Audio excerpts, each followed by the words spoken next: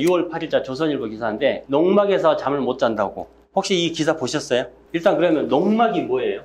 이 농막이 말 그대로 이 막자가 천막, 장막할 때 그 막자예요. 하우스 지어놓고 거기 농막으로 쓸 수도 있죠. 건물 안 짓고.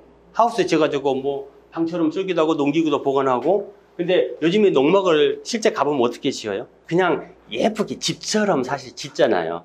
그러니까 저게 농막이면 농사용으로 지어야 되는데 농사용 같지는 않고 약간 좀 별장 비스코리하게 이렇게 짓잖아요. 그래서 이제 규제가 점점 들어가기 시작하는 거예요. 요거 이겁니다. 컨테이너, 여기 지금 컨테이너잖아요.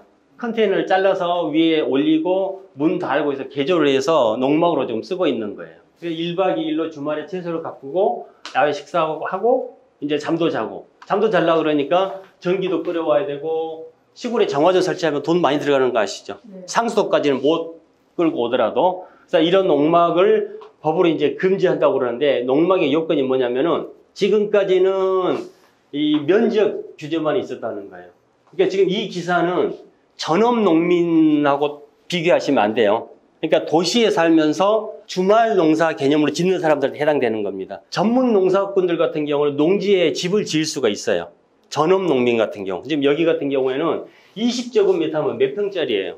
6평짜리만 대충 감 오시죠? 이런 면적 규정이 있는데 앞으로는 야간 지침 금지, 밤에 잠을 자면 안 된대요. 그 다음에 휴식 공간도 전체 20제곱미터에서 휴식 공간은 요만큼만 하고 나머지는 농기구 보관 장소로 이렇게 써라 이렇게 규제를 한다고 하는 거예요. 자, 정부가 농막을 이렇게 아까 말씀드렸던 별장처럼 활용하는 경우가 많다는 이유로 규제를 강화를 하다 보니까 대한민국 전체 농막에서 야간 지침을 금지한다고 해버리니까 이제 어떤 상황이 생겨요? 가까운 데가 아니고 정말 저쪽에 뭐 강서구 방화동 쪽에 살면서 저기 뭐 음성이나 이런 데 땅을 가지고 있는 분들은 멀잖아요. 그러니까 금요일날 저녁이나 토요일날 내려가서 농사 짓고 하룻밤 자고 일요일날 올라와야 되잖아요.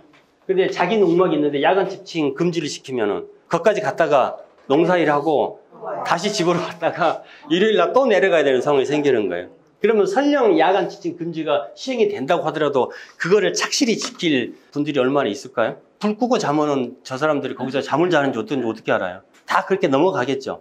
근데 자우지가 야간 지침 금지를 요걸 이제 들고 나왔어요. 그러니까 이제 막 인터넷이고 막 어디고 지금 난리가 났어요. 야간 지침 금지는 법이 아니에요. 시행령이 아니고 시행 규칙이기 때문에 정부에서 시행만 한다 그러면은 곧바로 이제 적용이 됩니다. 그러니까 이제 막 이런 카페라든지 뭐 이런 동호회에서 막 지금 난리가 난 거예요. 주말 농장족이나 기촌을 준비 중인 사람들한테는 불만이 터져나오고 있다. 별장처럼 호화롭게 꾸며 사용하는 농막은 단속해야 되겠지만 이렇게 컨테이너를 고쳐가지고 소소한 농막까지 규제하는 것은 지나치다. 뭐 그런 이제 내용입니다. 그 다음에 정부에서는 호화 별장을 막겠다면 농막을 숙박 금지 이제 하겠다. 그런 내용이에요. 현재 농지 면적과 관계없이 20제곱미터 미만은 건축 허가가 필요 없는 거고 신고 허가는 정반대죠. 허가는 내가 농막을 짓겠다고 해서 신청을 했는데 허가를 안 내주면 짓고 싶어도 못 짓는 거고 신고는 그냥 내가 지을게 하면은 니 짓지 마 할 수가 없는 거예요. 신고 사항이기 때문에. 훨씬 범위가 더 넓습니다, 이게. 그 다음에 이제 이게 만약에 규정이 이제 강화가 된다 그러면은 약 한 200평 정도 농사를 짓는 사람이면은 200평 정도 짓는 사람하고 그 다음에 1000제곱미터 짓는 사람 이렇게 짓는 사람들이 이제 농막의 사이즈가 이렇게 정해진다는 겁니다. 그러니까 지금은 20제곱미터까지 지을 수 있지만 지금 만약에 이 660제곱미터 이하로 정말 텃밭 규모로 농사를 짓고 있는 사람들이 새 규정을 짓는다 그러면 아까 전체 중에서 농기구 보관 장소는 이만큼이고 휴식 공간은 이만큼을 하라고 그랬잖아요. 그럼 그 규정들을 짓는다 그러면은 농막이 어떻게 되냐? 660평보다 더 작은 200평 이하의 정말 텃밭을 가꾸는 사람은 휴식 공간이 1.75제곱미터. 그러면은 공중 화장실 한 칸 정도.